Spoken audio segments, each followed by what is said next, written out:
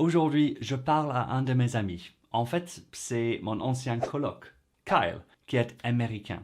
C'est quelqu'un que j'admire énormément et dont le niveau de français a augmenté comme ça au cours des dernières années. Et dans la vidéo d'aujourd'hui, il va nous dévoiler tous ses secrets.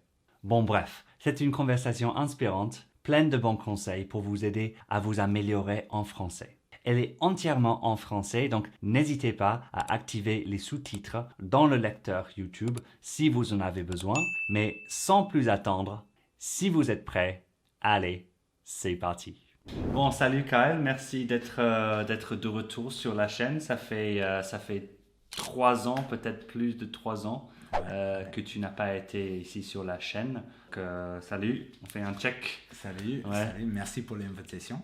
Ouais, avec plaisir. Donc, j'ai quelques questions pour toi sur ton apprentissage du français maintenant parce que tu parles super bien, tu as des belles automatismes au niveau oral dans ton français et je trouve que notre audience sera très curieux à savoir quels sont les secrets à ton succès en français. Donc, peut-être qu'on peut commencer par la question quand tu es arrivé en France, c'était quand déjà? Dans quelle année? 2017, en juillet.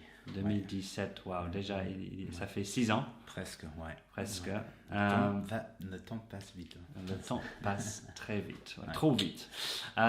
Mais quel était ton niveau de français ou ton niveau de connaissance de la langue française quand tu es arrivé en France, quand tu as débarqué en France? Bon, débutant, c'est sûr, simple. Mais je savais en avance, 5 mois en avance, que je vais déménager en France. Donc j'ai commencé de utiliser Duolingo un peu et écouter un livre d'audio pour apprendre le français. Donc quand je suis arrivé en France, je savais dire bonjour, merci, je voudrais un café, etc. Avec l'accent américain très très fort, mais tellement débutant. Par contre, j'ai pas hésité de utiliser les mots que j'ai connus. Hmm.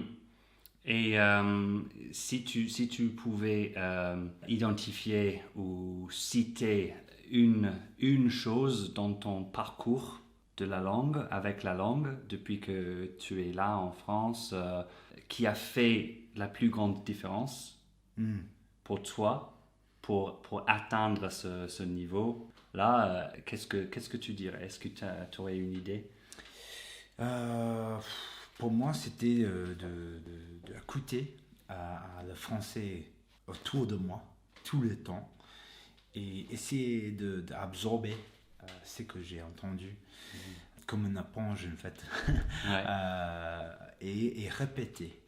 En fait, le livre d'audio, toujours, à la première ou le début de phrase, c'est écouter et répéter. Et donc tout le temps, j'ai écouté à quelque chose et j'ai répété pour avoir le même son, le même accent, le même petit truc, tu vois. Est-ce que tu faisais ça avec tes collègues français et tes amis aussi? Est-ce que tu répétais après eux? Oui. Ouais. Et parfois, c'était difficile. Je n'arrivais pas à répéter comme eux. Et pour les mots difficiles, et on a fait plusieurs tournes. Mais oui, j'ai demandé, c'était quoi ces mots-là et j'ai écouté et répété les mots difficiles ou les phrases. Et comment est-ce ils ont reçu ça quand tu les imitais tout le temps? Est-ce que ça les énervait? Est-ce que ça leur plaisait? Ouais, plutôt le plaisir que moi, un étranger en France qui est vraiment intéressé par les langues et veut parler bien, ça c'est qu'un plaisir en fait pour eux, moi j'ai trouvé. Ouais. D'accord. Donc, ils ne trouvaient pas que tu te moquais de leur accent ou leur français, non? Non, pas du Ouais. tout. Mais parfois, ils rigolent et ils me moquent. Et ça, Ouais. ça arrive parfois parce que c'est drôle. Évidemment. Par contre, moi, j'ai jamais pris ça mal de eux de rigoler après moi ou faire les blagues, parce que dans tous les cas, les potes, les collègues, ils avaient aidé moi. Ils m'ont... Ouais, c'était bien. Mhm. Ouais, c'est génial que tu sois entouré par de nombreuses bonnes personnes, serviables, contentes de t'aider. Mm. Ouais, ça c'est très important pour la confiance, surtout quand on est débutant ou voilà, quand on n'a pas d'expérience avec les langues étrangères. Ouais, chouette.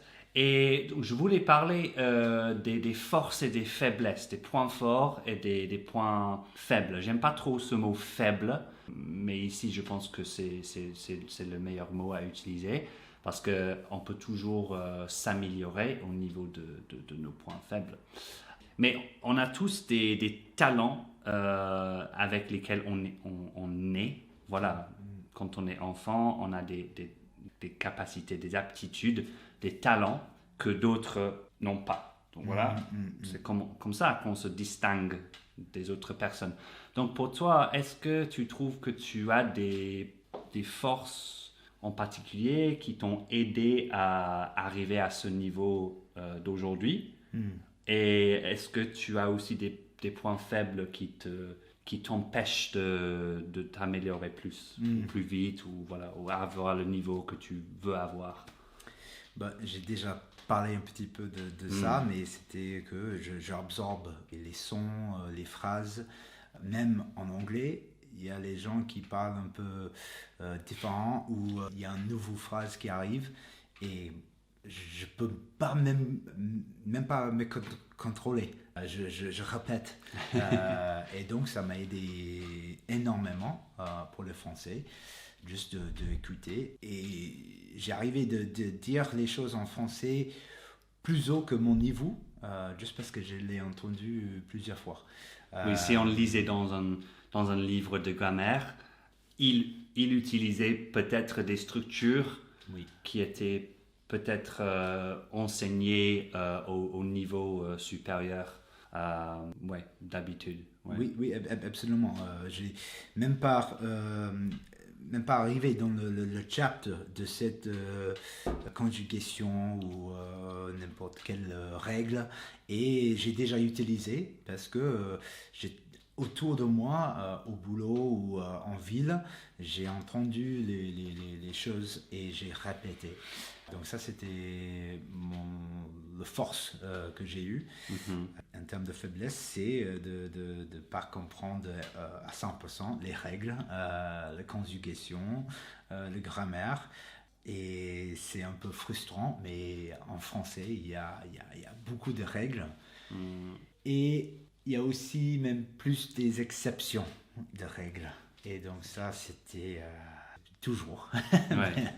Mais on a parlé de ta force de écouter, imiter, répéter, poser des questions fréquemment et ne pas avoir peur aussi, je pense, de te montrer vulnérable, on va dire.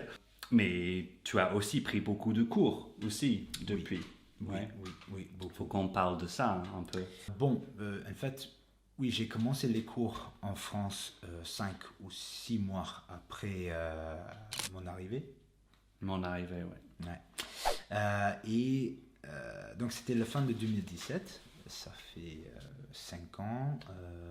Et c'était avec mon prof et mon ami, maintenant Aïcha, un ami de nous deux.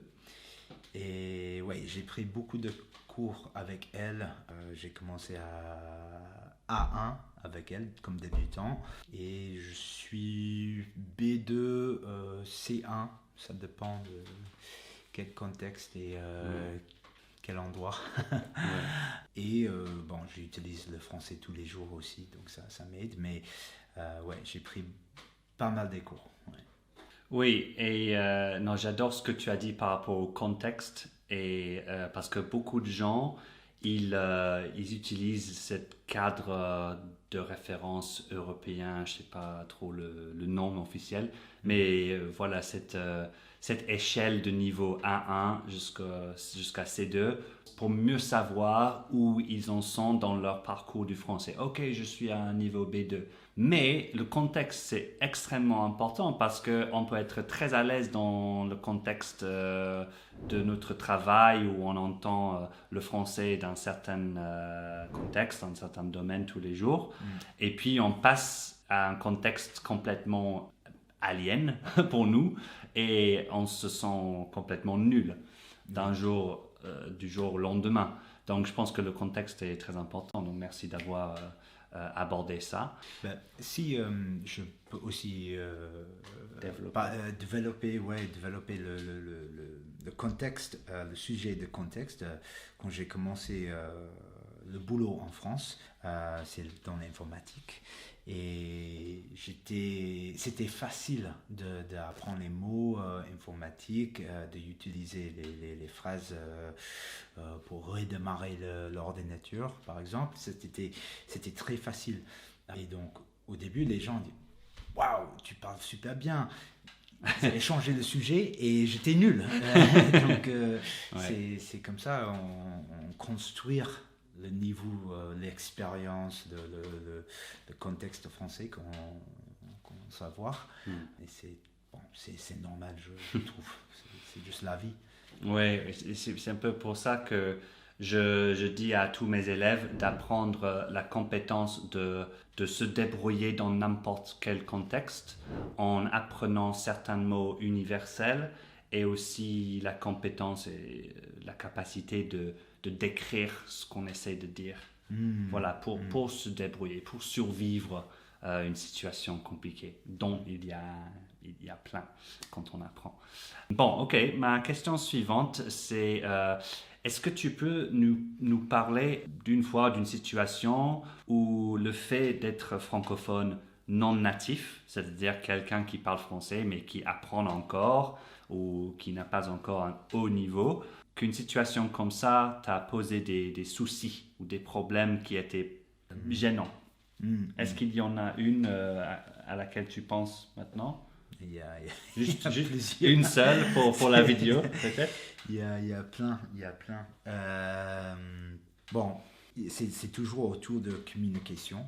On a l'habitude dans notre langue native d'être capable de communiquer à un niveau nécessaire, en fait, de tous les contextes, c'est-à-dire comment je sens, comment je veux être, juste pour t'expliquer, en fait. Et ça, j'ai eu plusieurs discussions ou disputes où je n'arrivais pas à m'expliquer bien en français comme je peux en anglais. Et ça, c'est gênant avec un majuscule G. Ça m'est arrivé plusieurs fois. Parfois, c'était nécessaire dans le contexte de même m'expliquer en anglais si la personne en face de moi peut comprendre. Et parfois, c'est vraiment de dire attends, penser, réfléchir. Comment je peux m'expliquer mieux en français parce que comme les étudiants on doit ou c'est nécessaire de prendre nos temps et construire comment on veut ou comment expliquer nous-mêmes. Oui. Et est-ce que je vais te pousser un petit peu, est-ce que tu as une situation en particulier qui te vient à l'esprit? Ma copine peut être énervée peut-être, mais souvent ça arrive avec ma copine française où on est en train de discuter quelque chose, discuter un peu plus fort et je n'arrive pas à m'expliquer bien en français. Et donc c'est là où peut-être j'ai mal dit les choses et elle a compris. Sans le savoir. Oui, absolument, sans le savoir. Par exprès de dire quelque chose mal et qu'elle a compris opposite. Oui, le contraire. Oui, voilà, le contraire. Ouais. Ouais, Donc, c'est compliqué. Ça, c'est le plus chiant pour moi, le plus frustrant. Pardon, chiant, c'est pas très élégant. Mais le plus frustrant pour moi, c'est que quand tu ne sais même pas comment tes mots ont été interprétés. Oui. Et quand il y a des émotions impliquées dedans, c'est dur pour l'autre personne de comprendre et d'être, comment dire, flexible dans leur réaction, on va dire. Et en fait, c'est ça, leur réaction. Peut-être elle va regarder cette vidéo après, mais c'est toujours leur réaction qui ne correspond à la phrase que je voulais dire, qui m'a signalé que, en fait, peut-être il y a un problème avec ce que tu as dit. Oui. Donc ça c'est le vrai exemple. D'accord, merci beaucoup. Ouais, je pense que c'était un peu délicat, mais je pense que tu l'as bien répondu sans dévoiler des détails, des débats ou des disputes en particulier. Ça c'est bien. Mais il y a aussi au boulot, au travail, où ça arrivait, où je veux être professionnel. Et en anglais, c'est naturel. Mais en français, pour parler bien et avec un niveau de professionnalisme important, ça c'est aussi gênant, où je me sens embarrassed. Gêné. Mais voilà. Gêné avec un G en majuscule. Ouais. Je me dis J à chaque fois. J pour J. G pour G. Oui, ok, ouais, très bien. Et ma dernière question, c'est maintenant voilà, que tu es en France depuis plusieurs années, tu passes du temps avec des Français, mais aussi avec plein d'internationaux qui parlent le français au niveau différent. Est-ce qu'il y a des erreurs que tu vois de temps en temps ou fréquemment dans le comportement, dans les actions de ces gens qui pourraient peut-être freiner ou ralentir leur progrès? Est-ce qu'il y a des choses qu'ils pourraient mieux faire pour avancer plus rapidement ou pour mieux parler comme toi? C'est la pratique, en fait. Même dans le groupe internationaux, il y a pas mal de gens qui commencent à parler en français dans une discussion. Il y a un moment où il y a une hésitation, où les doutes, ils changent comme ça en anglais. Et ça, c'est un frein super fort pour leur progression, parce qu'il faut faire des erreurs pour apprendre.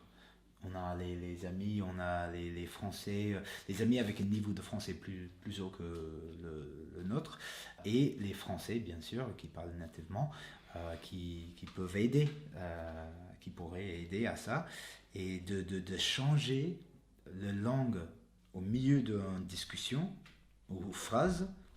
Pour moi, c'est le pire. Ah ouais, parce que... Pourquoi? En fait, la personne en face peut-être va pas oser de faire les corrections ou de veut dire ou traduire ce que tu as dit en anglais en français. Tu vois? Donc, il va changer aussi en anglais. Et au lieu de continuer en français avec les difficultés, le langue change et en fait, il n'y a pas de progression. Et ça ne revient souvent pas au français après ce moment difficile. Et même si ça revient, le moment difficile, qu'est-ce qu'on a appris? Non, rien. Ouais. Donc, même pour les moments difficiles en français, continuez. Même demandez-les comment dire ça. Ça, je pose des questions tout le temps. Donc voilà tout le monde, vous avez entendu un super conseil de Kyle qui est arrivé en France avec un niveau quasiment débutant et qui parle aussi bien qu'il parle maintenant. Et franchement, c'est super.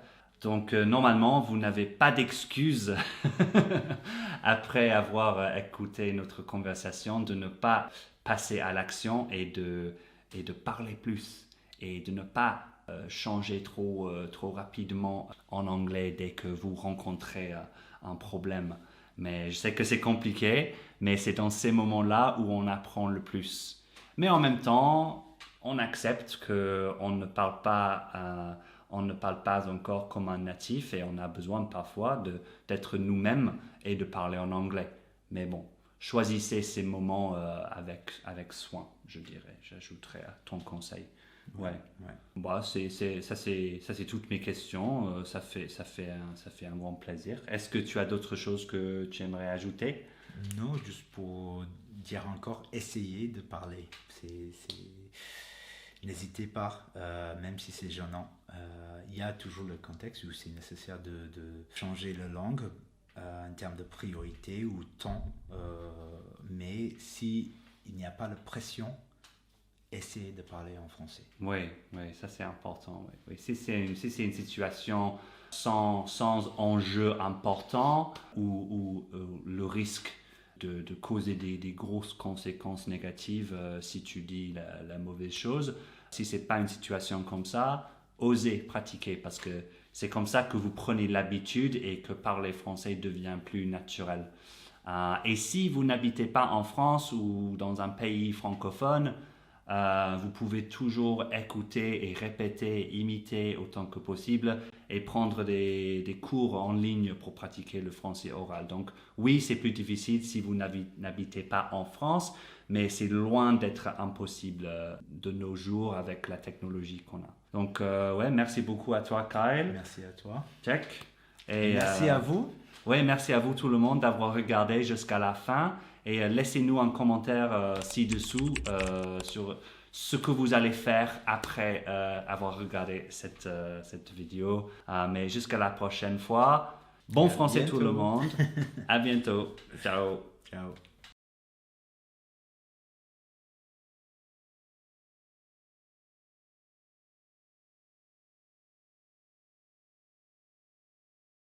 Ok, t'es prêt? Ouais, je suis prêt. Ok, Ouais. cool. Bon, I was gonna say, beginning's always difficult.